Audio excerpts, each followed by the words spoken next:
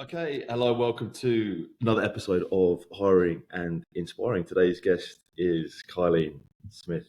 Kyleen is an American, a Yes. New York City resident, a real estate agent, a former actress, and a friend of mine. So I'm looking forward to catching up with her today, see what she's been doing recently, getting stuck into a real estate career. I know it's something she's been focusing on a lot recently. Learn a bit more about that for her to share her journey and share her wisdom. So I can't wait to get stuck into it. So Colleen, with that introduction, welcome to the show. How are you getting on? Awesome. Thank you for having me. How are you? Good, good. Busy. The spring market's kicking off here. Yeah, So it's just, I literally just got done working before I hopped on here. So yeah, because you're still in the office at 9 o'clock at night, right? I am. Quit the 9 to 5 to work 24/7. You know what they mean? Yeah. Okay. So let's get stuck into what you're doing currently. So you've been in the real estate game now for a year or so. Is that right? Year and a half. Yeah. Year and a half. Yeah. Talk to me like how's it all going? It seems like you've really been ramping up your efforts recently. I know you've been focusing a lot on it. Really getting into that career focus sort of mindset. How are you finding things at the moment? How's it all going? Things at the moment, it's been really crazy. Like you mentioned before, I've been in real estate for about a year and a half now. But I can tell you the last 3 months have been completely transformative compared to the past 16. So I've made a lot of mindset changes recently, and I've really changed my business in the last 3-4 months. And I'm feeling it. Feeling the hustle. I'm feeling the grind. New York City real estate is unlike any other real estate industry in the whole world. We always tell our clients that New York City is the exception, not the rule, when it comes to real estate. And the spring market is here, which is a very, very busy time. So yeah, just hustling and grinding. 9 p.m. I'm not even the only agent here right now. So Yeah. it's just what you do. Yeah. I want to get into what's changed in the last few months. But before I do, you mentioned the market, the New York City market is unlike anything else. How is it different? How would you describe it, say, compared to Well, others? there's a lot of different, where to start. The rental market, first of all, is very different because it's very highly, highly competitive to move here. Believe it or not, a lot of people want to move to New York City. And laws here are very different. They're very, very strict when it comes to, not laws necessarily, but landlords' rules are very strict if you want to move here. You can't just come with cash in the bank. Like, it doesn't matter. I've seen people with millions of dollars in the bank not be able to get a $4,000 a month rental because you have to be able to show those pay stubs. You have to be able to show your employment letters. You need landlord recommendations. You need credit scores. You need to be able to show that you're a good tenant because here in New York City, eviction laws are very for the tenant. So squatting can become kind of a problem. So landlords are very, very, very picky about who they move into their most prized assets. And not only that, when it comes to the buy side of things, when you're buying in New York City, it's not just buying a house, buying an apartment. There's co-ops, there's condos, and those processes are very difficult and they're very delicate. Ooh, I might need to connect you to the Wi-Fi. Oh, hold up. Joe, can you hear me even? Hold up. Will you grab the Wi-Fi? There's like a Wi-Fi thing right by the tape. Yes. I can't slide out of here. Hold up.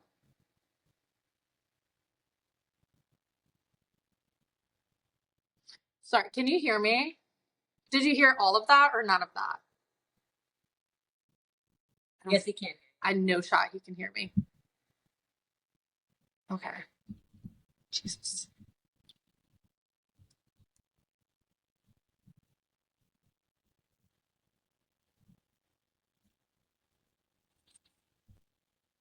Redefining all over this.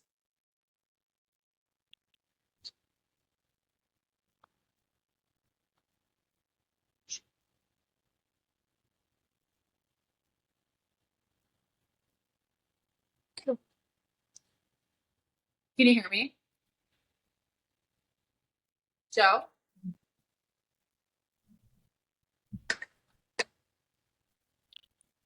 Can you hear me?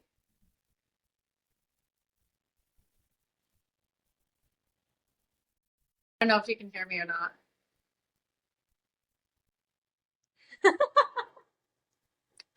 Um, Text them.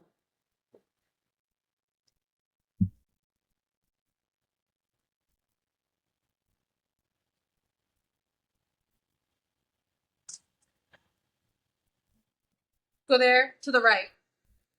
Can you hear me? Do you have any, can you hear me at all? Can you see me? There's no shot because he's typing me back.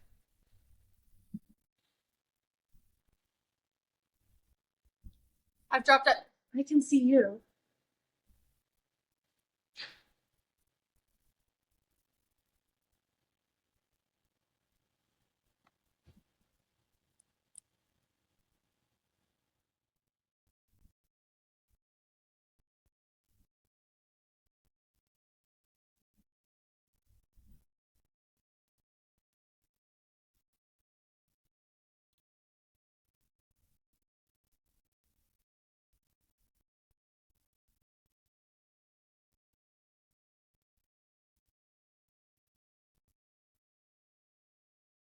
Oh, you're back.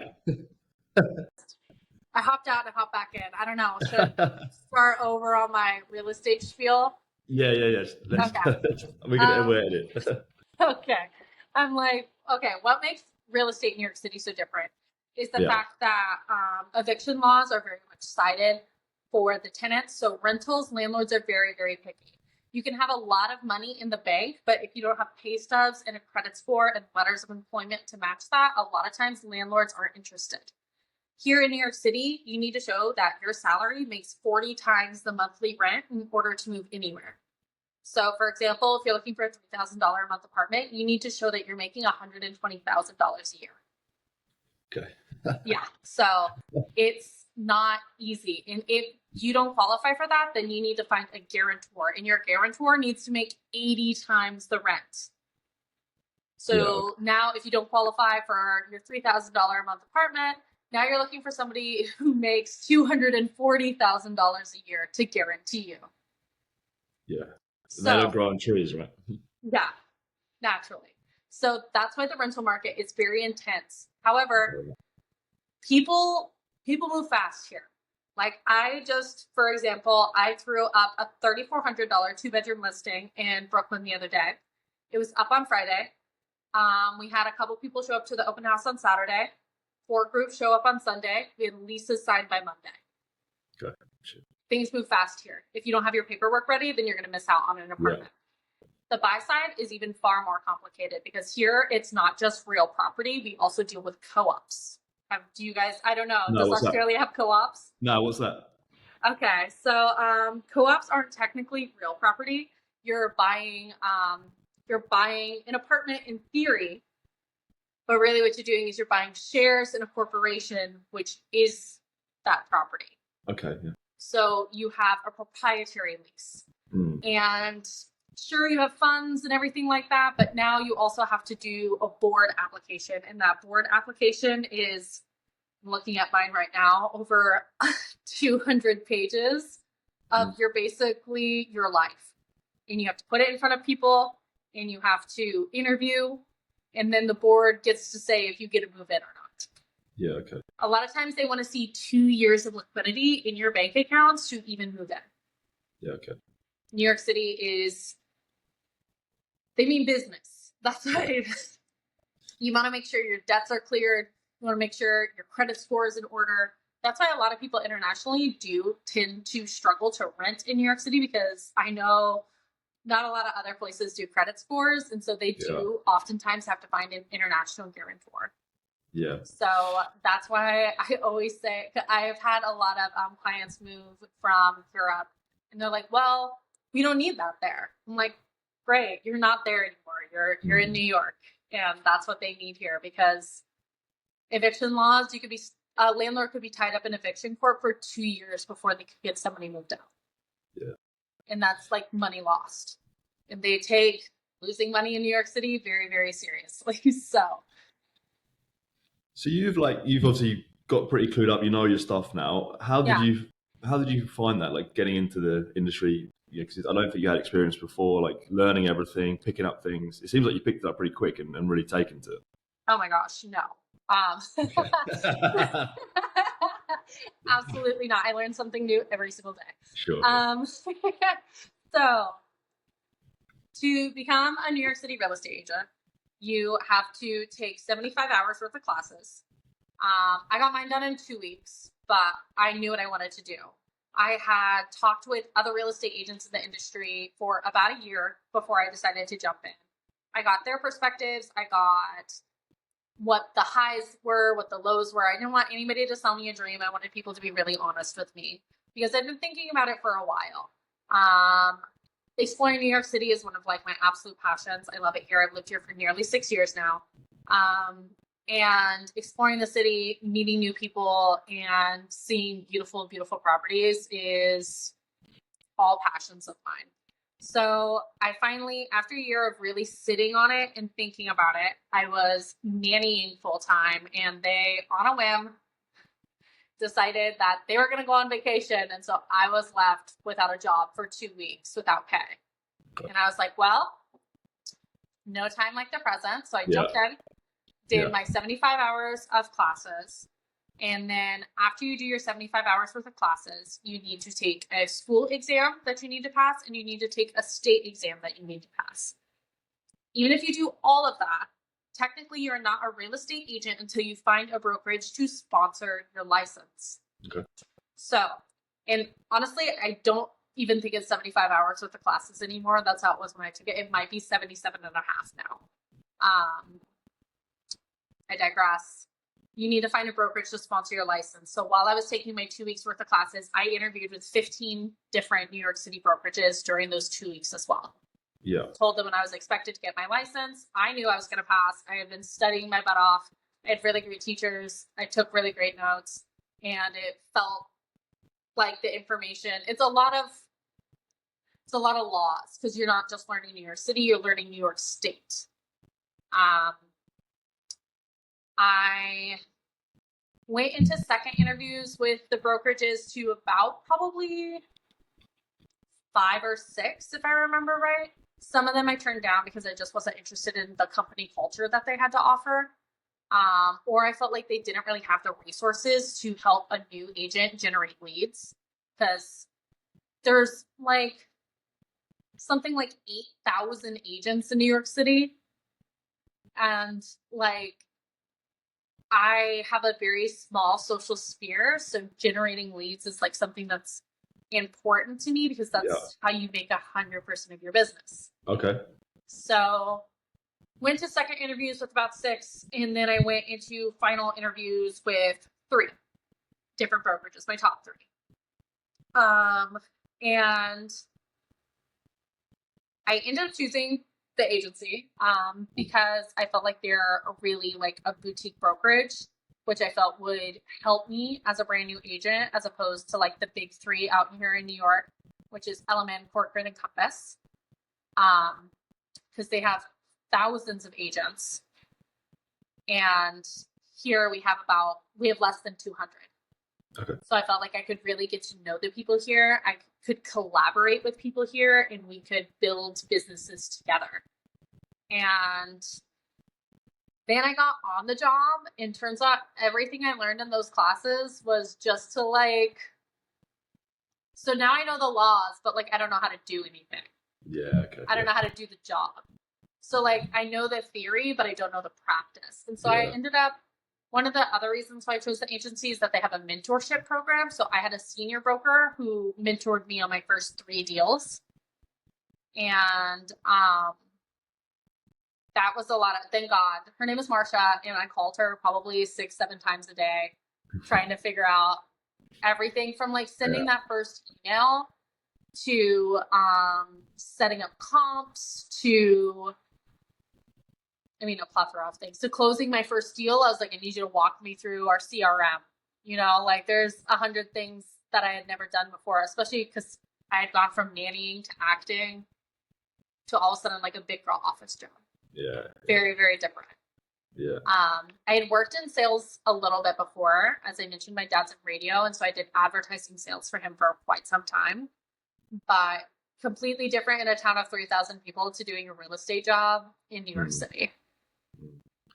So the steep learning curve Yeah. initially, but you mentioned at the start the last 3 months has been a real switch, and you've having a lot more success. Yeah. What's changed and why?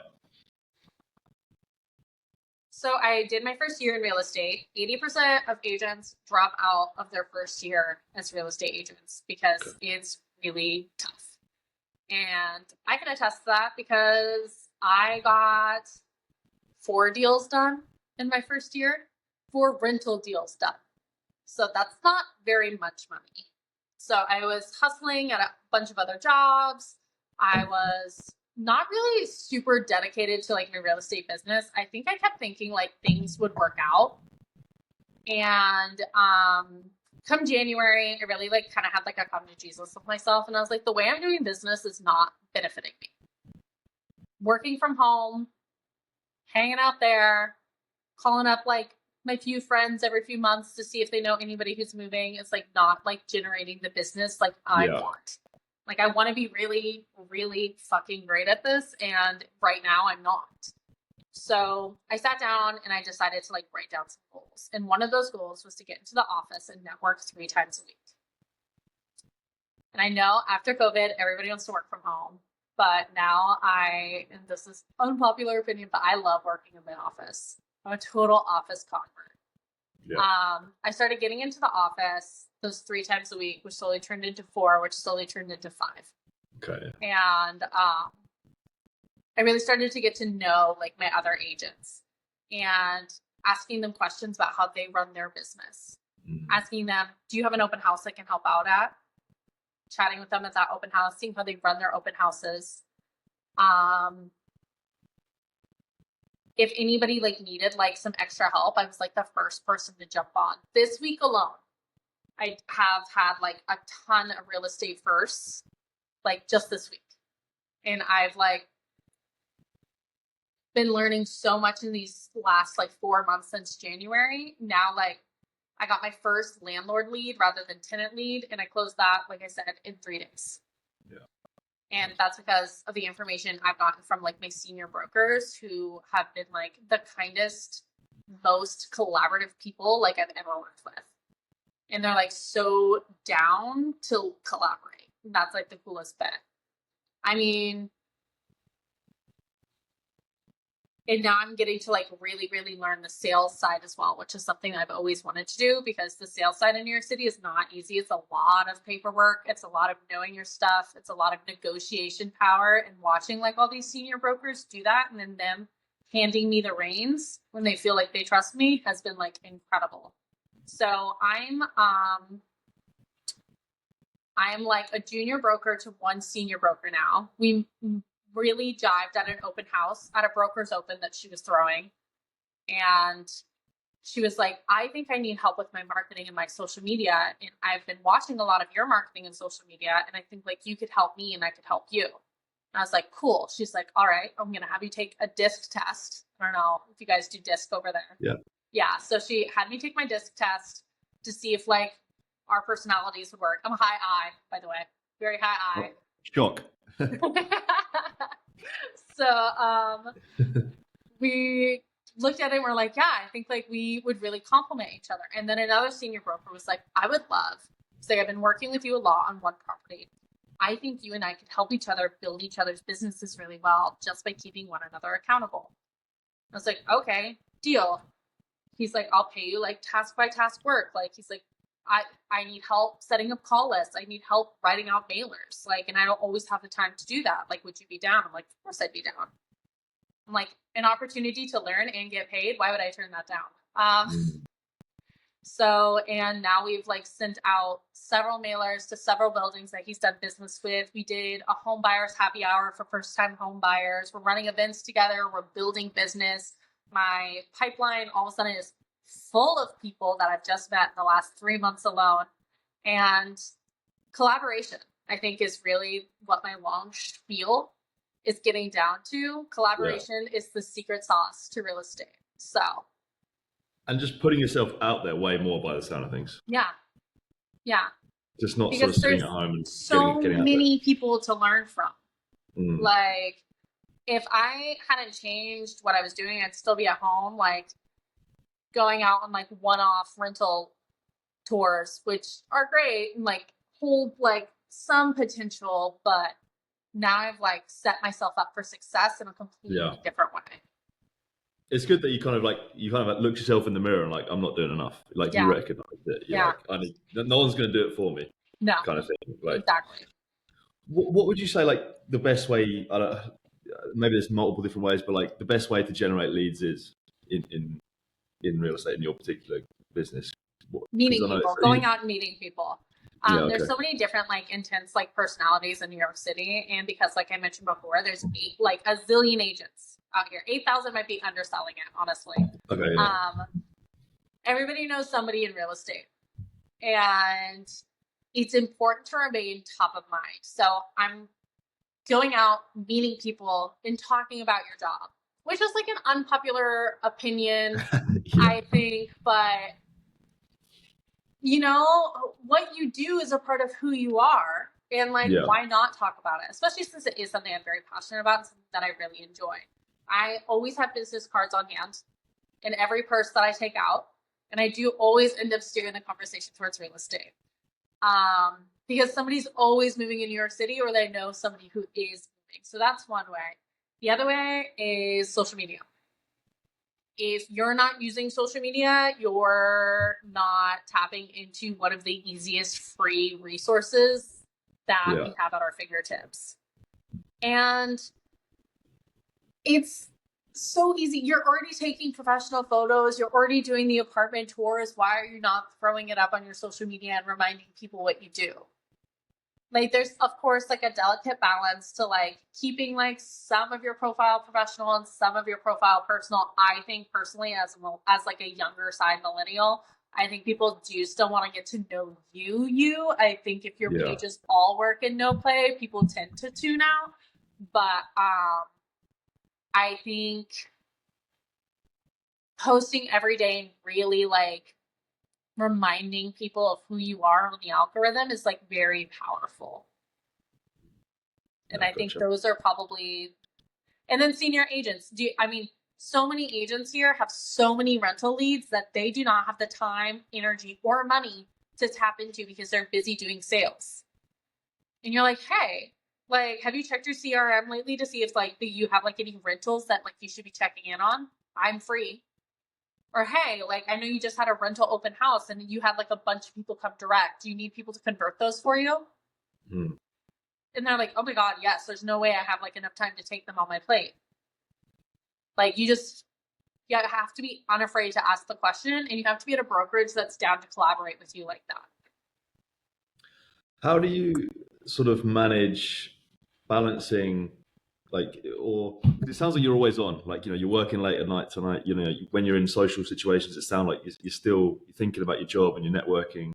It's something I struggle with as well. Like my job, I kind of take it with me all the time. I'm always thinking about it, but I don't really mind. But how do you sort of, how do you cope with it? And is it something you're okay with? You know, I think it's like part of the culture in New York City.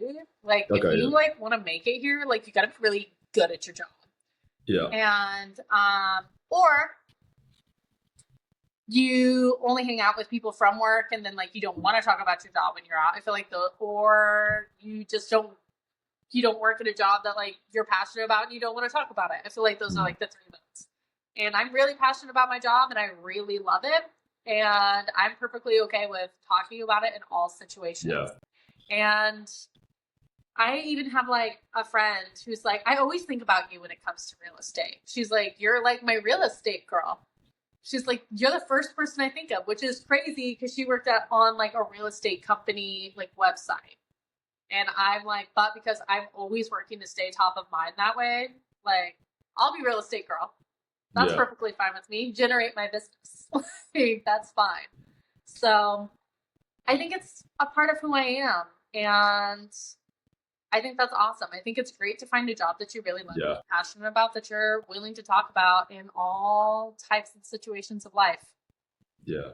I think like anyone who's successful in anything is like you have to live and breathe it to some Yeah. extent. And unfortunately, like, there will be things that you have to sacrifice, you miss out on. But if you're okay with that, that's fine. Yeah. I think. In real estate's a business that I truly think that you always have to be curious. Like, Yeah, you can't just like show your client an apartment and be like, why don't you like it? You know, like it's a job where you're constantly probing people and you're constantly asking them questions mm, because nobody's moving because they're in like a casual situation in life. Well, hardly yeah, anybody's moving because they're in a casual situation in life. They're certainly not buying and selling because they're in a casual situation in life. People are getting married. People are getting divorced. People are breaking up. People are moving in together. People are having babies. People are getting a dog. Like, there's these big life moments, and millions of apartments have those stories in them. And people have different wants and needs based on those stories. And if you aren't getting to know your clients, even in like a casual setting in a bar, talking to somebody and they're like, oh my gosh, yeah, we're going to move in together for the first time and we're trying to find a 1 bedroom. We're both trying to leave our roommate situations. You're like, that's crazy. What's your price range? Do you have a dog? Are you guys getting a dog together? Do you think you're going to get a dog together? Like, you have to yeah. be so curious Just about the question people you're everything. working with. Like, you have to get to know them so well. You're into the most intimate parts of their lives. You're into their bank accounts, okay? Mm. Like, you're seeing everything. There's nothing hidden. So And it's you can't fake that. Like I think no, all the best salespeople are like, I always think, yeah, naturally curious, but you have to be yeah. natural about it. You have to like have to be interested. Like, why did you get that dog? Like, You can't what's be the next step or complacent whatever? about somebody's big investment. Sometimes Mm. the biggest investment that they'll make in their lifetime. You can't be complacent about that. You have to be curious about every facet. It's important. And if you're not passionate about that, you're not a very good agent. That's why 80% of people quit. Mm. They think it's like a passive little side hustle that they can do while like, oh, I'll just like rent out or I'll just sell like 4 houses a year and I'll be fine. Yeah, But that's why do so many people drop out? Is it because it's just too it's tough? hard. It's Yeah, not an easy job. yeah. Like, it's competitive. Mm. I mean, I went on 3 sales pitches this week. And we were like, they saw one from every single brokerage in the city. And there's so many brokerages in the city, and they're having to look at all the information to decide like who's going to be the best one. And you always have to be able to bring something new to the table. Whether it's your technology, whether it's your circle prospecting, whether it's the fact that you have untapped like buyers already in the mix, like whatever like your pitch is. And I think it's important to ask like your sellers like why they're moving too, because well, of course it's important to ask your sellers why they're moving too, because then you got to know like how fast do they want to move, or is this like a casual sell because they already bought Yeah. something else, like they're obviously not using the funds for their next purchase. So you just got to be prepared to ask questions. And as my best friend always says, she goes, not enough people are curious. There's a lot of people out here just not being curious. And I feel like this is a job where you really have to be constantly ready to like get to know people and be really curious about every part of their lives. We've touched upon like what you've done well recently, like Yeah. your strengths, I guess. What are some areas that you think are still areas for improvement, things you're looking to improve, things like that? Like I said, I'm still learning a lot. Every single Yeah, day I feel like I learned something new. And it's like a learning curve that can be like very easily frustrating. And luckily I have like people by my side to like support me in that way. I'm working on my very first like big board package. Like I said, it's like staring me down right now. It's 200 pages. And every T has to be crossed. Every I has to be dotted. And I probably went to 4 senior brokers today and I was like, how would you do your table of contents? Like, can you show me? Like, because I just want to make sure that like things are done well. And probably a little bit like organizational. My desk is always a mess. somebody should take care of that. It's probably me, but but I think I get so excited about everything all the time, like doing that next task. I think I need to be a little bit better at like assigning certain slots for certain things, because sometimes I can be working on like 5 things at once, and then I'm like, wait a second. My time management would have been way better if I just would have focused on this one thing for these 2 hours instead of focusing on 5 things for 6 hours. So I think that is something that I could really work on, because there's so many different clients and so many different needs and so many different people that I report to, that I'm always trying to do everything for everyone, that I think if I just was able to give them their hour or 2 instead of trying to do everything at once, it wouldn't take me quite so long. But that's probably why I'm here at 9:30 at night. So Yeah, for sure. What about if you, or there was someone looking to get into real estate in New York for the first time? What advice would you give that person, or even what advice would you give have money. yourself? Okay. Definitely have money. By that I mean, I don't mean to be like rich. That's not what I'm saying. But like, it's a job where you're gonna be poor for a minute. So you should definitely have your savings built up. Not only that, getting into real estate is expensive. You have your school, which costs money. You have your tests, which costs money. You have your desk fees that cost money. We're part of the Real Estate Board of New York. That costs, you have your yearly dues there. Your errors and emissions insurance. Like there's a ton of costs. And I think if I would have known that, I might have not been so gung-ho to just jump in. But I did ask that at every brokerage that I interviewed at, what are like your startup fees? Because on my very, very first interview, I went and they're like, oh yeah, this is the desk fee. And I was like, desk fee? You have to pay to work? But you're an independent contractor. So like, yeah, there's a desk to pay for. So I think if I would have known that, it would have been like, I might have been like, oh, I should like beef up my savings a little bit instead of being like, it's fine, I'll go on the credit card, which is a slippery slope. But you know what? It all worked out. I'm here. I figured it out. But I think that's like my biggest advice. Have your savings built up. Be aware that like it took me 3 months to get my first deal done. That's 3 months without money. Like you need to be prepared for that. Like you need to be prepared, pay your bills. Because if you're working in a place of desperation, you're not in the best mindset to help your clients. Yeah, gotcha. So that's your professional life, Kyleen. We've talked about what you're doing, for work. If we go into a little bit more personal side of things, you mentioned to New York 6 years ago from Wyoming, other side of the country. What brought about that move? How do you sort of reflect on, the sort of packing up and moving to, relocating yourself and, the journey you've had so far in New York? I knew I wanted to move to New York City when I was 14. Which is crazy, first of all, because I'd never even been to New York City at 14. But I feel like that's a very middle America of me to be like, okay, yeah. I grew up in a town of 3,000 people. Itty bitty, 3,000 people. And I was like, I'm going to move to New York. And everybody told me I was insane. And rightfully so. Yeah. I never even came to New York City. Okay. I went through a breakup in college and I auditioned for a program in New York City that I wasn't planning on auditioning for because I was going to go hang out with my boyfriend in Wyoming. Thanks for that. But all paths lead to where you're supposed to be. And I came to New York City for a week-long musical theater intensive. I loved the intensive so much that I talked to the head people and I said, I'd love to be considered for your professional residency. I know you only accept 18 people, but if you so happen to have an opening, I'd be really interested. And they're like, we actually have 2 openings. We'll let you know on Monday. That was like a Saturday.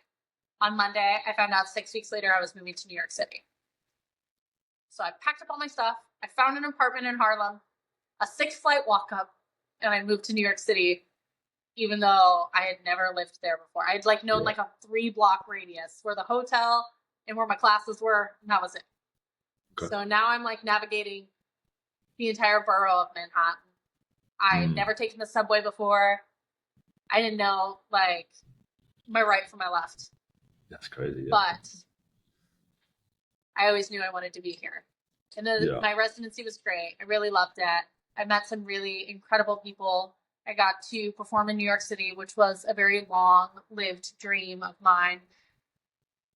I was 22 and the world was at my feet. And so then I ended up staying in New York, moved in with some friends I met in the program to Washington Heights, another neighborhood in Manhattan, and got an acting job, subleased out my place, and found out that all my acting jobs are canceled due to COVID. So, hung out in Wyoming for a minute, taught 8th grade, para-education, special education, and got to another acting program in June 2021. Moved out here with another acting friend of mine that I had met on a contract. And we moved to Bushwick. I had never lived in Brooklyn before, so now I'm like, again, in a brand new area. I had worked in Brooklyn quite a bit, nannying wise.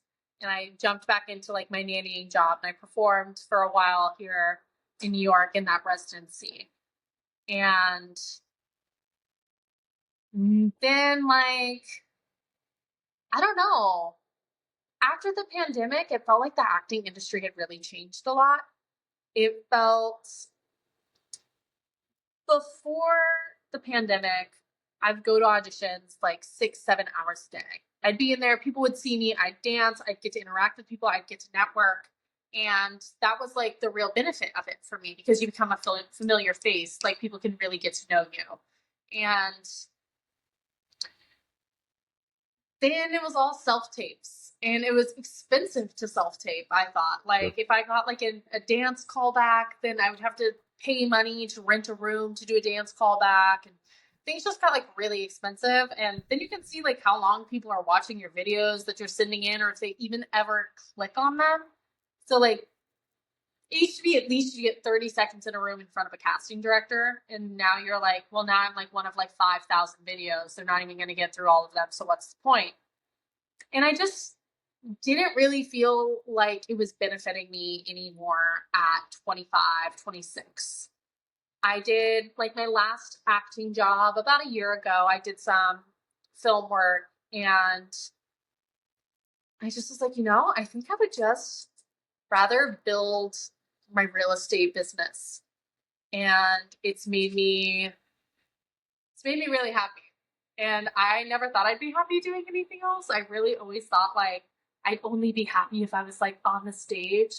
Yeah. But now I feel like I have like time to like find so many like other passions of mine. I worked professionally as an actress for 7 years, and I feel so blessed to have been able to have that experience.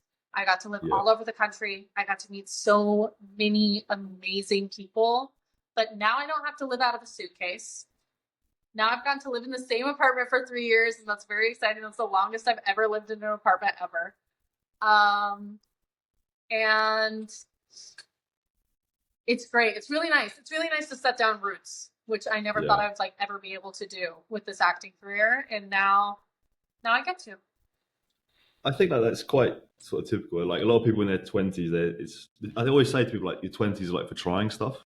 Like try live in new places, try like different careers. Like don't like pin yourself down to something too soon and just be like, right, that's it for me forever. Like because you've got more time than you think. So I think like that you in your early 20s doing a bit of that, and the mid 20s, and then sort of now you're kind of late 20s. Sorry to bring that up. That's sort of that's typical. Like right now, I've sort of found my thing. Now it's time to like pick a lane and go with it. Yeah. And it sounds like that's for you. That's what happened. I'd agree with that. And it's so different everywhere because like 28, well, I'm almost 28, not 28 yet. 28 in New York City is like still so young. Yes. And 28 in Wyoming, you're like a geriatric. Like, my brother's 24 and he has a wife, a mortgage, a dog, 2 cats, and a baby on the way. I'm like, like that's crazy. I'm like, that's wild. Like, it's just different strokes for different folks. You know what I mean? Yeah, So completely. Yeah, agree. How about your like upbringing in Wyoming? Like, how do you think that sort of shaped who you are today? Do you I think? it's funny. I was talking about this earlier today. How I think being raised in Wyoming really offered me the opportunity to get to try so many different things. Um, I see I see these kids in New York because I did nanny for quite some time, and they are scheduled to the gills. These kids have got planners on planners. They've got Okay. so many after school activities, they don't have a second to breathe, which that's New York City. But like in Wyoming, I was able to be a three-sport varsity athlete. I was able to lifeguard in the summers and run my own swim instruction business and just be like in like as many choirs as I wanted, and like lackadaisically, like I could perform wherever I wanted, and I could be like the president of my drama club. I was able to be so many different types of like people because it was a small town, so they kind of need everybody to do everything, Yeah. that I got to like experience and try so much. At the same time, I'll say that like I felt really, really behind when I got into my acting career because like I didn't have the opportunity to take like dance classes until I was in college, and I didn't have the opportunity to take voice lessons until I was in college. And so I felt like I was so behind on my training. But I also knew I was like built athletically different than a lot of like my like counterparts as well, because I had been like strength training, and I had like been like the captain of my volleyball team, and like I had like so many different experiences that I felt like really balanced me out as a person. And I think Wyoming really like offers that. And not to mention it's like gorgeous and outdoorsy. So I could like hike and I could be outside all the time. And basically was, I think, growing up in a small town and like a very family centered family too. My family's very tight knit. Um, Oldest of three children, and I'm very, very close to my siblings to this day. I feel like it makes me like a balanced person. What about, we've spoken about, what you're doing currently, a little bit about your past. What about the future, Kylie? What can I expect from you in the next few years? What are some of your career goals, personal goals? What are you sort of thinking the next few years looks like for you? Well, I really want to be really damn good at real estate. That's like really what it boils down to. Yeah. Um, I've always been, not always, I've only been in the industry for a year and a half, always. But for the first year, I felt like way too nervous to make a business plan. So I was like, well, I don't know what the next 3 years holds. I don't know what next year holds for me. How can I make like a Yeah. 3 or 5 year business plan? Like I don't know what I'm doing. Like, how can I plan that far ahead? Um, and it's funny, I was literally sitting down today and I was like, I need to meet with my office managers and I want to make like a 3 year, 5 year plan. Like, I really want to do it. I'm really excited for like the next few steps. Right now, like I said, I'm the assistant to one, I'm a junior broker, assistant, junior broker, blah, blah. I'm a junior broker to a senior broker, and I'm like partnering with another broker. Eventually, what I'd love to do is I would love to be able to grow my business enough where I could teach people the way that my senior brokers have taught me, taken me under my wings. I would love to have $1 million in GCI.